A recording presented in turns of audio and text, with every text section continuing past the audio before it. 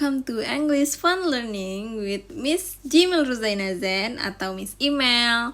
Nah, di video kali ini kalian akan Miss kenalin dengan part of speech. Tapi sebelum itu, jangan lupa ya, kan bisa panggil Miss Email.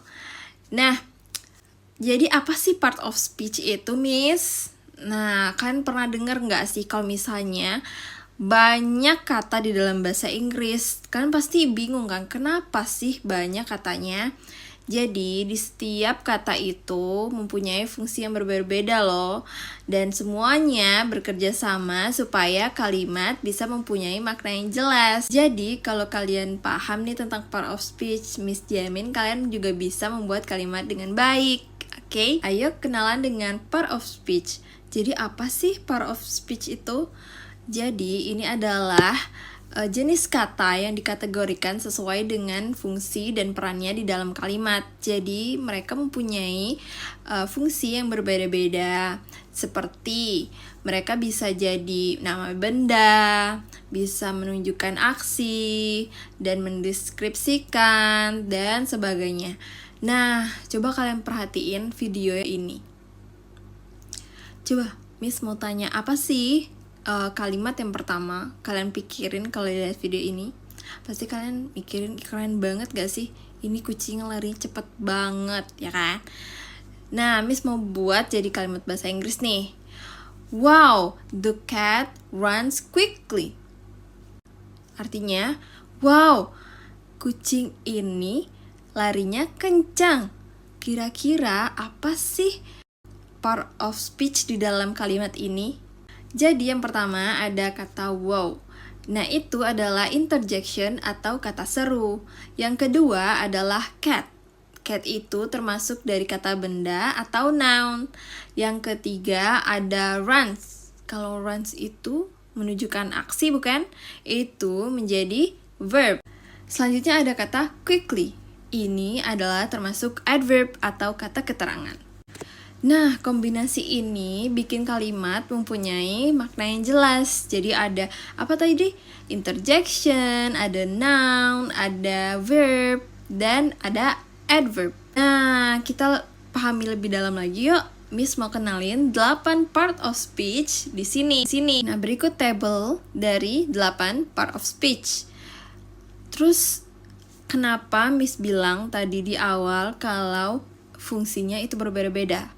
Nah, ayo kita pahami. Disimak ya. Pertama ada noun. Noun, Miss sudah kenalin kalau ini adalah kata benda. Jadi, ini itu digunakan untuk menamai seperti orang, tempat, benda, ataupun seperti ide.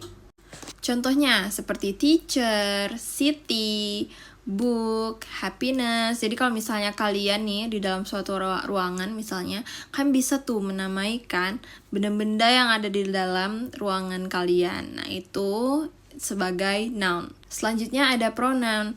Nah, ini adalah kata ganti.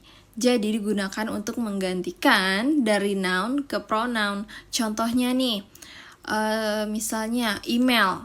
Itu kan sebagai noun ya, karena jadi menamai orang. Nah, kalau misalnya kalian mengubah ke pronoun, itu menjadi she, karena dia perempuan kan. Nah, itulah kegunaan pronoun. Nanti Miss bakal jelasin lebih detail lagi ya. Ini dia contoh-contohnya, seperti I, you, they, we, she, he, it.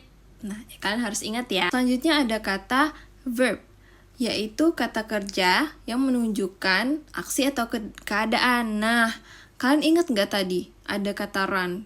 Nah, itu termasuk verb kan? Ini dia contoh-contoh lainnya seperti read, atau go, atau feel, atau is dan are. Kenapa ada is and are? Karena di verb ini juga mempunyai jenis-jenis lainnya. Miss bakal jelasin lagi, nanti detail ya. Terus selanjutnya ada adjective nih. Nah, adjective itu adalah kata sifat yang menjelaskan noun dan pronoun. Contohnya seperti big, small, happy, and tall. Selanjutnya, adverb. Adverb ini adalah kata keterangan, yaitu menjelaskan verb, adjective, atau adverb lain. Nah, tadi udah Miss pakai kan untuk kalimat seperti quickly, always, very, and well. Selanjutnya adalah preposition. Nah, ini adalah kata depan. Nah, ini untuk menunjukkan hubungan tempat, waktu, dan arah. Seperti di in, on, at, to, from, into. Selanjutnya adalah conjunction atau kata hubung. Ini menghubungkan kata atau kalimat seperti and, but, or, because, and so. Kalian pasti sering dengerin di tengah-tengah kalimat kan? Selanjutnya nih, terakhir ada interjection. Ini adalah kata seru yang menunjukkan emosi seperti yang tadi ada di kalimat di atas. Itu wow. Terus ada juga contoh lainnya seperti ow. Terus seperti good atau oops. Nah, itu adalah interjection ya, jangan lupa. Nah, ini adalah ke-8 jenis kata atau pondasi untuk semua kalimat dalam bahasa Inggris. Kalian harus paham fungsi dari masing-masing dari ini semua. Dan kalau kalian udah paham, kalian bisa membuat kalimat dengan benar. Oke, kenapa sih ini penting banget untuk dipelajari? Karena ini tuh membuat kalian bisa membuat kalimat dengan structure dengan benar. Terus kalian juga lebih mudah memahami grammar, tenses, writing di level selanjutnya. Dengan kata lain, this is the foundation of English. Oke, jadi hari ini kalian udah kenalan dengan 8 jenis part of speech dalam bahasa Inggris. Walaupun ini baru banget, jadi kalian harus mempelajari lebih dalam karena tadi Miss udah kenalin kan ada jenis-jenis lagi loh di verb itu. Terus Miss mau kenalin kalian lebih dalam tentang semua 8 part of speech ini karena banyak hal-hal menarik yang harus kalian pahami, oke? Di video selanjutnya kita bakal bahas satu persatu dengan contoh juga. Terus nanti ada exercise dan ini mudah banget kan, bikin kalian mudah paham. Terus kita bakal mulai dari noun dan pronoun, oke? Jangan lupa buat klik like, subscribe, and share. Jangan sampai ketinggalan untuk setiap episode dari part of speech ini, oke? See you in the next lesson. Goodbye everyone.